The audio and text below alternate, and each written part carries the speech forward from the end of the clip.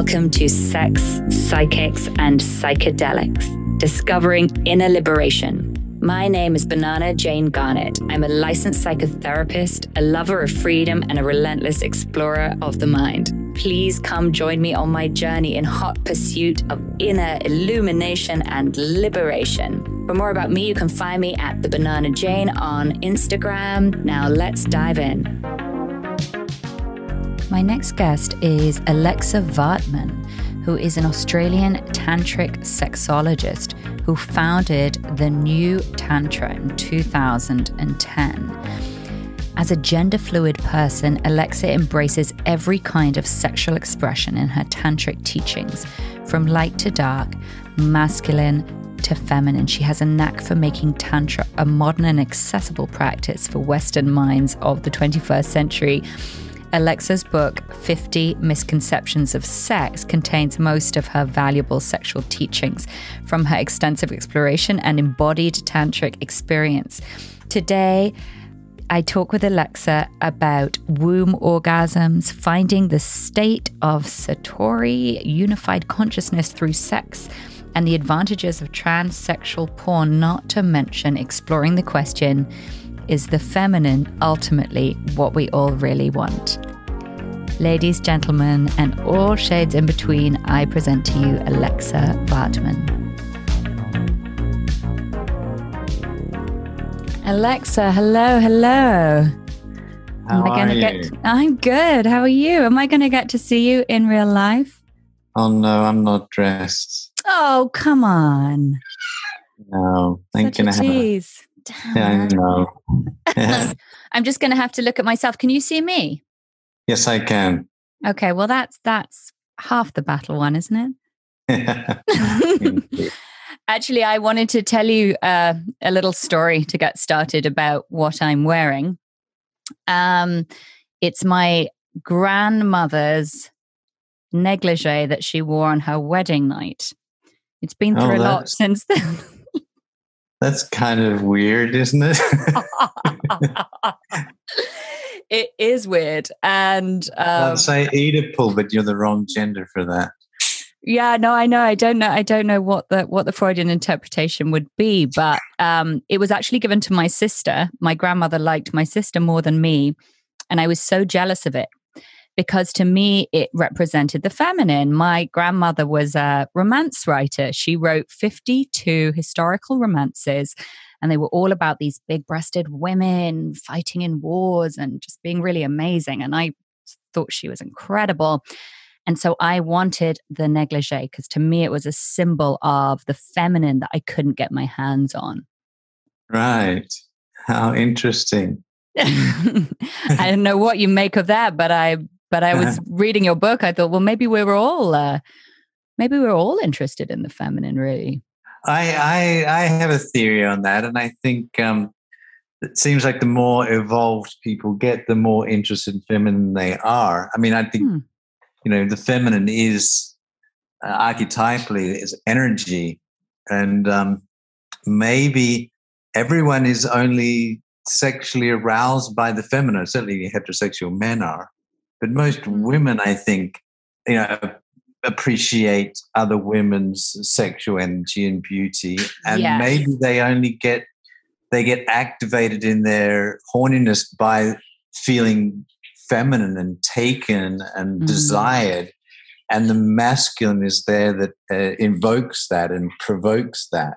Certainly true for me anyway, so maybe I'm projecting, but it's a theory. It's true for me too, but I think why not go with what's true for us for now? I mean, everything's subjective, for fuck's sake, right? I think for me it's polarity. The man or the masculine position is what I get to feel my femininity against. Yeah, that's exactly my viewpoint as well. It's the sluttiness of the feminine when she's fully given, when she's not ashamed, when she's in her full blooming fullness is, I think, what is sexy, obviously to heterosexual men, but maybe also to women as well in themselves. So yes, that sort of letting go. And I was actually interested to read about your reclaiming of the word slut, and I enjoyed that. And it's funny, a while ago, I met this really edgy artist, and she was making these really cool jewelry pieces that were like cunt, slut. And at first I was really like, I didn't get it because it just felt cruel to me. Like the word cunt felt cruel and the word slut felt cruel. And then as I've sort of explored this this journey that I feel like, we're taking, whether or not we're interested in it, collectively, this sexual revolution, it makes a lot of sense to bring a lot of light to these shaming words. Do you think that we should reclaim all of them? Well, I mean, in the past, they have been used as derogatory words and should not be used as derogatory words because they're very powerful words. Call someone a cunt or a whore or whatever is a horrible, horrible thing to do and should not be. Now, obviously, women, when they get strong and independent, women are obviously as intelligent as men. There's a lot of scientific facts on that. We're at a stage now where strong women are able to reclaim these words, and they're sexually very powerful words. I mean, in my experience, every woman, if she's honored and respected and loved and cherished, so on, there is a point where that will get boring. If she's just got the nice guy, caring and sweet all the time, we all want that, but if that's all that's on the menu, it becomes rather boring and rather muted. In countries that are very developed, like Sweden's a very developed country, there's a lot of very bored, strong women and very muted men that are afraid to dance with the strong polarities.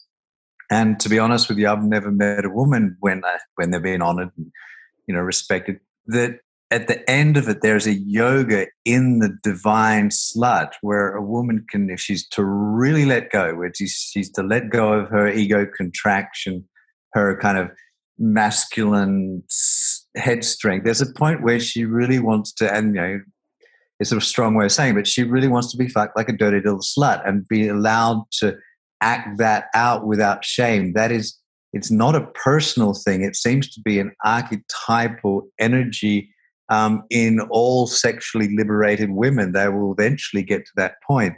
And as I said in my book, every woman, when they do these final yogas, when they know how to orgasm on the cervix and the womb for 5 to 20 minutes at a time, every woman, in my experience, is built exactly the same. There is zero variation at that extreme level of yoga, which very few women will ever experience. But every woman operates exactly the same. On the surface, there's multiple differences. But at the end, every woman seems to open up in that archetypal way. She's always a woman. She's always a woman at the end, to me. Yeah. Always at the end of the day. And that's why, in some ways, I've got a little bit bored with the kind of heterosexual sex of being the man and fucking the woman open to God, because once you learn the mechanics of it, once you learn how to really master sex, it's actually not that complex. It's not very easy. I mean, it took me years and years, but it's actually quite simple. The uterus, the cervix, the way that it energetically opens up seems to be identical for every woman. And once you learn to put that key in that lock, it's actually rather simple. And that's where I think most men, they might think they're good lovers or something, but once you really learn to master the mechanics of sex, once you learn to be able to contain the fullness of the sexual energy that a woman produces, which is enormous energy. I mean, most women are holding back constantly in sex, and they're never able to fully let go. Because if they really open their sexual energy, it's like a waterfall, and the man will, ejaculate and spasm orgasm straight away, and every woman knows then it's game over. So they learn to hold back, or they don't know how to fully let go because they have armoring in the cervix and so on. But once they are able to let go, if the man can take that energy through his body, circulate it through his whole spine, and feed that back to the woman, she can open into temporary enlightened states, satori states, rather easily, which there's no other real way to do except through ethanogens. This is a natural way to do that, to really take a woman into the God domain temporarily for, several hours at a time. And once you hear women go, oh my God, that's the best sex that I've ever had, I can't believe that. I mean, I feel like the innocence of a child and the sluttiness of the divine whore, and that's the best sex I've ever had. And once you've heard that from hundreds of women, it kind of gets a bit boring.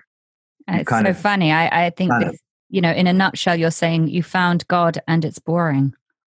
Not that. No, not at all that. No, that you found a temporary way to open those channels into the divine sexuality. So the ego's interest in showing that you're a good lover, which I think nearly every man has in his core, is he wants to prove to himself and the world he's a master lover. Now, very few men will ever get to that. I get men that. are paid, 10,000 euros or whatever to have sex. I get that. It's a very particular thing you're talking about, getting to the end of this kind of egoic journey with sex. It's like you've learned how to pull the string on the party popper. It pops. Exactly. That's it. So that brings me to, I guess, the bit I'm more interested in, and this is, I'm doing sex, psychics, and psychedelics on this podcast because to me the intersection of the three is what's interesting, which is how do we access neuroplasticity and then use that to create? I guess that's the aspect of sex I'm most interested in because it's sexual energy. And can we talk more about that? Like, are we accessing neuroplasticity? How do we know that we're accessing it? And then what would be the optimal way to work with it? Well, from the outset, let me state that I'm not a scientist. I'm lucky to have access to double PhD scientists and sexologists, people who do have a scientific background. So I'm just repeating what they're saying. Yeah. And what I'm told is the fastest way and the most concrete way to get an example of neuroplasticity is rewiring the nerves that you can have sexual pleasure on.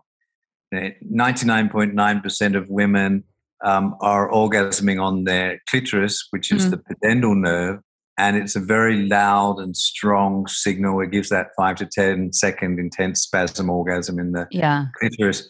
That nerve, the pudendal nerve, is the same nerve that men orgasm on through the penis. Pudendal actually in Latin means to be ashamed of, which is really strange. Very fascinating.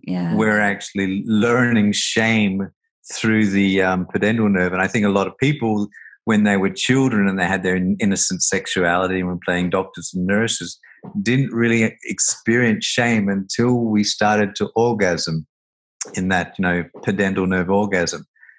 And, I'm not anti-clitoris by any stretch of the imagination, but that particular orgasm, it stops any other deeper orgasms, and women can have 7 different kind of orgasms, 6 other different kind of orgasms. It blocks the ability for the other nerves, the pelvic floor nerve, the vagus nerve, these other nerves in the body from being able to receive those signals. So we always say women have a hiatus from the clitoris at least for a year. Just stay away from the clitoris. And that's a recommendation, to stay away from the clitoris. Yeah, and that will fairly quickly allow the neuroplasticity of the brain to rewire itself and to be able to feel like the hypogastric nerve and be able to create a lot more intense and sustainable pleasure without any downside to this other short orgasm. Besides shame, there's other kind of effects that it has on the body, which it may be the reason that the vagina is kind of hardened and that there may be pain in the cervix. There's not meant to be pain in the cervix. You're not actually meant to have pain during childbirth. Something is wrong with the woman's reproductive system that creates that pain. For people who are, into reading the Bible and things, it's actually written in there, Eve ate from the Garden of Eden. She ate the forbidden apple, the forbidden fruit, the tree of knowledge, and knowledge is the same word as sex in the Bible.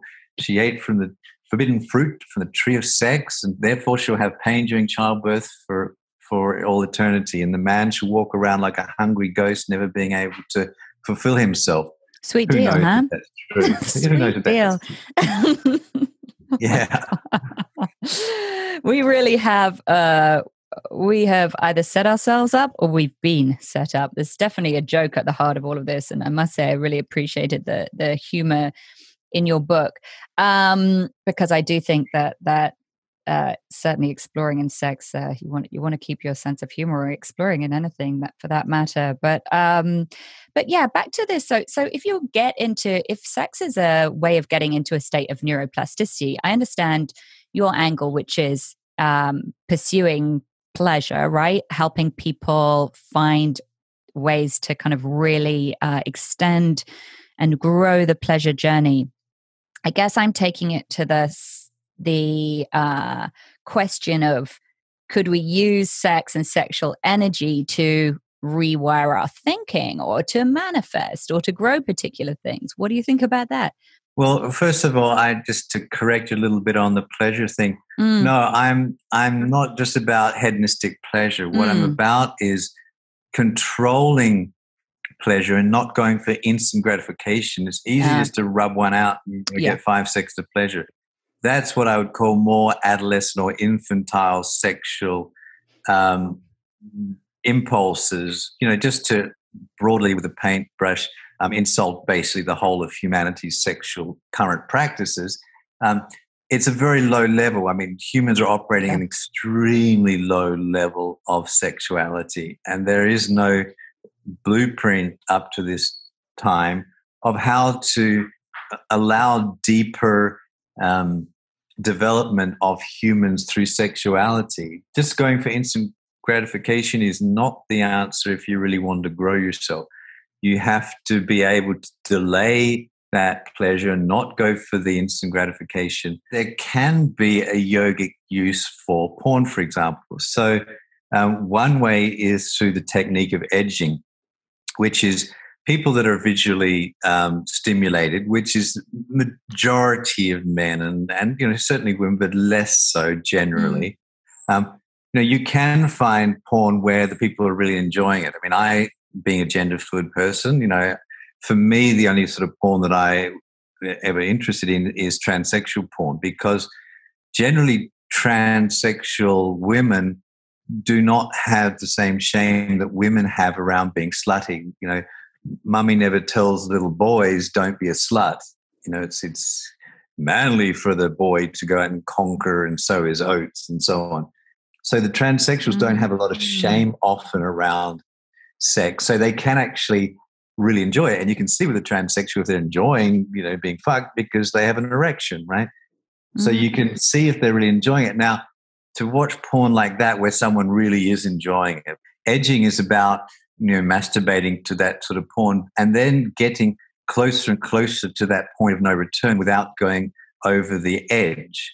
So for a guy or a woman rubbing her clitoris, you can stimulate the pudendal nerve and get closer and closer and get used to building up the capacity to feel that sexual energy through your body and disciplining yourself to not, take that instant gratification. Yeah. So that can be a yogic way to use porn in a healthy way. Okay, just to clarify, and that could be whether you're doing it alone or in a couple. Yeah. Sexual yoga is about the capacity to build up sexual energy and move that energy from the front of the body where it gets stuck and move it backwards towards the tailbone. And if you've got your spine sexually activated, which the new Tantra does in its level 2 courses, then you can move that sexual energy up the spine. It happens actually by itself. And the key to doing that is to make sure there's no sexual blockages or tight areas of the body that can't feel sexual pleasure. And for most people, especially men, that's the anus. If you can't feel sexual pleasure in your anus, sexual energy cannot move backwards, get stuck in the front, you get sexually frustrated and may even create problems long-term just having energy blocked in the front of the body. Wow, this is so fascinating. I feel like there's so many things I'd like to talk to you about. Can you tell me a bit about your journey into gender fluidity or into identifying that in yourself? Yes, certainly. I grew up in Australia, and a very homophobic country, and as a straight Australian male and was very into women. And I mean, I was kind of obsessed with women. I would used to walk up and down the airplanes looking for beautiful women to make an excuse to sit down. And that's, I've always been interested in meditation, spiritual things. I started meditating when I was 10 years old. Wow. And I've always been interested in sex. And that's why it became interesting for me to find out Tantra and how to marry both of those things together. So I then started my tantric journey, went to India, studied with a lot of the most respected people in the world on Tantra. And after a few years, I started to be able to master it. And as I mentioned before, get to a point where I could move sexual energy in women fully, where they could fully open, have womb orgasms, which is the deepest orgasm that we've found, which is basically the full body orgasm, the womb orgasm, where the vagina will be doing very specific things. It will be contracting and bellowing. It will be farting and expelling air. It will be also often softly ejaculating on the penis.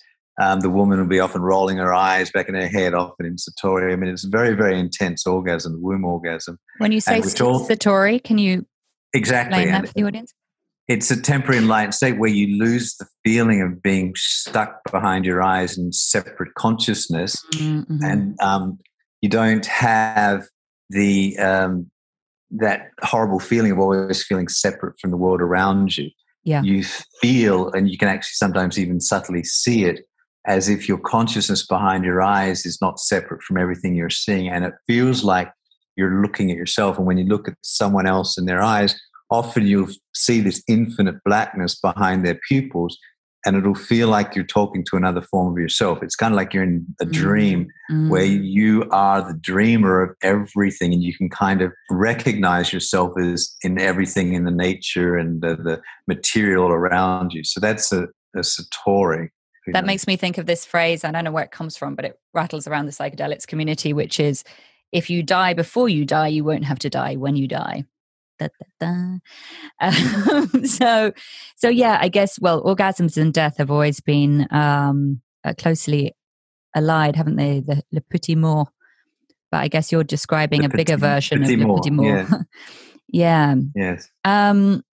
Okay, so I want to go back to, I thought it was really fascinating that you said you got to the there. Oh, yeah, I didn't finish my story. Oh, sorry, excuse me. No, you're right. Yeah, I didn't finish I didn't get to the gender fluid part. We've got a few. We've got sidetracked there, I know, there are too many good bits. Okay, you go. So once I'd kind of done that, I kind of got a bit bored with the heterosexual thing. And then I got more interested, like, okay, so I've kind of, to whatever degree, I feel like I've plateaued mastering my masculine energy. Now I'd like to kind of get into more my feminine side. Now that was quite interesting, being a heterosexual guy, that I found that I can actually feel a whole different spectrum of energy being feminine. So I'd experiment with clothing and things, and I found I can get horny in a different way going into my feminine energy. So I experienced that, dressing up and being with women, and because I always has an interest in lesbian sex, which most men have an interest in. Watching lesbian porn. Most women masturbate to girl-on-girl lesbian stuff. There's very, very few that don't. It's 2 or 3% that don't. But women never talk about it to each other because of the shame of that. Right. So, then I thought, I've always liked watching lesbian porn, but I'd much rather do it than just watch it. So then I found that, I would kiss different, I would be sexual, I would touch different. It was much slower, much more sensual in the whole lesbian energy. And after a couple of years of that, then I'd found that, okay, what if I practice with men in my feminine? Now, being a straight guy, I wasn't really attracted to the male form. But what I found is, which we touched on earlier, I could get horny on my own feminine in juxtaposition to the man allowing me to feel more feminine. So I found I could get very horny with men being feeling more feminine through their presence and through their sexually interacting with them. The whole idea of surrender, for me, as a man, if I go clothes shopping, it's like, buy a pair of jeans, in and out 5 minutes, that's a good shopping thing, or, three or four pairs of shoes. But in my feminine, I have so many dresses and earrings and shoes, and because the feminine is a spectrum, whereas the masculine is always about depth. So I found it was a whole totally different world to be in the feminine. And for me, it's much more interesting. And just from a purely mathematical point of view, it's much more fun being bisexual, because all of a sudden, one is half as good as two. You've got twice a bigger pool of people to be able to play with. So I couldn't agree more. When I first fell in love with a woman, which was a surprise, I was 39, and it opened so much up for me. And one of the things that made me laugh about it was exactly what you were talking about. It was like, oh, well, not only is it double in the sense of like there's this whole other part of the population that is potentially online for you in this way, but well, I don't want to reinforce a horrible cliche, but like men in LA, and then women in LA, so right. You've got, I mean, there's sort of in a way exponentially more choice if you go with this. If you find the female body beautiful, then that's exactly. And that, I call myself polysexual because I'm also attracted to transsexuals as well. So then you've got, and that kind of sex is completely different to the other two as well. So there's a smorgasbord, there's a plethora of different opportunities, but it's all about transcending shame. And that's where, sexuality can have a spiritual component, in that it allows you to relax the self-image. Like me as a heterosexual man, that's a certain self-image or ego, right? Compared to me as a gender fluid person is a different, and being able to flow between those two somehow kind of loosens the ego in some way, that you don't have this rigid self-image about ourselves. Oh my God. I mean, it's so much more playful. I was just thinking, there's no way of really knowing who's going to listen to this podcast, but my guess would be that a lot of people who are going to listen to this are not necessarily going to go out and become full-time Tantra students, but they might love to read your book, and they might love to just take away a few tips from this. And I felt that tip about edging, whether it's in masturbation or in a couple, felt like a kind of a user-friendly piece of Tantra. Is there anything else you'd like to sort of add to that as a kind of like easy to access tip for the listener? Yes, I would say the most useful, and especially for women, is to get their vaginas de-armored. Most women have a lot of numbness in the vagina, which doesn't allow them to really feel the penis without friction. Using friction during sex, we call friction-only sex, is for beginners. It's for people who don't know any sexual yoga. There's a numbness in the vagina, which can be taken out, in half an hour through pressing the sides of the muscles in the vagina, pressing out all the sore and numb points.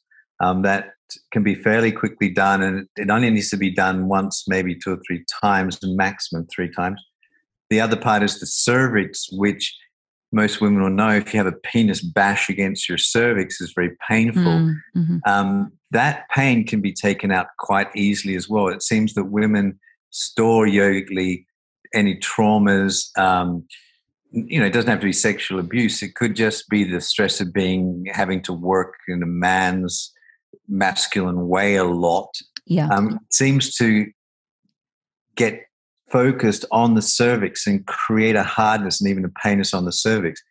That can be taken out fairly quickly, about 5 to 10 minutes, through having it de-armored, or actually squeezing of the cervix and allowing the woman to express through kind of weeping and crying or screaming to get that out of their body. And then the cervix can become extremely horny. And then you can orgasm through things like the G-spot, through the cervix, through womb orgasm, through full body orgasm, in way more pleasurable ways that you can feel for days afterwards, and allow the woman to be more in her feminine and not so much in her masculine energy in a way that she doesn't want to be. Mm-hmm. That's, I think, the most useful, easy takeaway thing to do for women. It's all written in my book, How to Do That. Yeah. And for the men, it's getting over the shame of their ass and learning how to de-armor their ass, which is about width, not depth, to get the elasticity back in the anus and allow to feel pleasure in the anus, because you can learn a lot. I mean, I learned basically about how the feminine wants to be fucked through being in that position. How do I want to feel surrendered? How do I want to feel taken? And then, women can also de-armor their own anuses, and then you've got 3 holes operating instead of 2 if you want. And a lot of women. I'm going to have so much to tell my girls at dinner tonight. Right. Exactly. How long do you think they'll sit with me for? Well, maybe wait till the food's over. It's actually about ass de-armoring. Amazing. Well, I'm actually with them. I've got to the stage where they don't. Well, the little one who's 10 still wants to talk about sex, but the 14-year-old, like it's over. And I'm glad I sort of slipped as much sex talk as I could in, to her childhood up at this point to try. Right. Once they go through puberty, there's the whole sexual shame. Once they start orgasming on the clitoris, whatever, the whole sexual shame thing starts, and they don't want to talk about it. So, yeah, I'm all for, if the child wants to know, to answer their questions honestly, and because kids have kids are brought up without shame. They have a natural, curiosity, and I remember. Playing doctors and nurses, and a lot of people who play doctors and nurses and things, they play with both sexes. It's about 98% will actually play with both genders. It's only later that you're shamed into only the opposite sex. Yeah. I wanted to ask you before we wrap about David Dada, because you trained under him, didn't you? Yeah, I did quite a few of his workshops and things, yeah. Because he was sort of really he was kind of the main guy in this space. It's hard for me to get a handle on. Yeah. Yes, I mean, I think his books are great, and he certainly got to mainstream, some of the very important masculine and feminine things in the 3 stages. I think is very interesting work that he's done. Yeah, he's a very intelligent guy. I've got a lot of respect for David. Yeah, I agree. And I must say, I enjoyed his first book, Wild Nights, so much. It made me laugh so much. It's sort of like, I guess it was 70s, right? This sort of 70s 80s. Orgies. Yeah. Oh, sorry, 80s orgies on a Greek island. I was like, damn. Well, no, it wasn't on a Greek island. Was it? The main character is called Mykonos. Okay, so that was my fantasy. In California and Hawaii, yeah. Okay. Still, California and Hawaii, cosmic orgies. It was pretty good stuff. But wait, one of my favorite books. Love that. Yeah, it was amazing. So, but you also trained under Mykonos? Yeah, I mean, I don't like to talk too much about this stuff because these guys are very secretive, and I respect their privacy, so I don't want to comment too much on all that. All right, sure. Okay, well, this has been great. I don't know if there's anything else you'd like to add. I feel like you've left me with a lot to think about and some homework. Well, yeah, it's all fun. So very nice to talk to you. I really enjoyed the conversation. Lovely talking to you as well. Thank you, dear. Speaking with Alexa reminded me how much I love talking about sex. I felt I had to ask myself this question. Do I prefer talking about sex to actually having it? And if so, is there anything wrong with that? It seems like the question of sexual shame crops up everywhere we look. Maybe shame is just the yin to the yang of sex. So maybe we can look at shame as the gradient we have to work with. It's the hill that we have to climb. It's the place that we can grow. Certainly food for thought, and I appreciated Alexa's level of openness around topics that can be quite confronting. I hope you enjoyed. I look forward to the next journey together.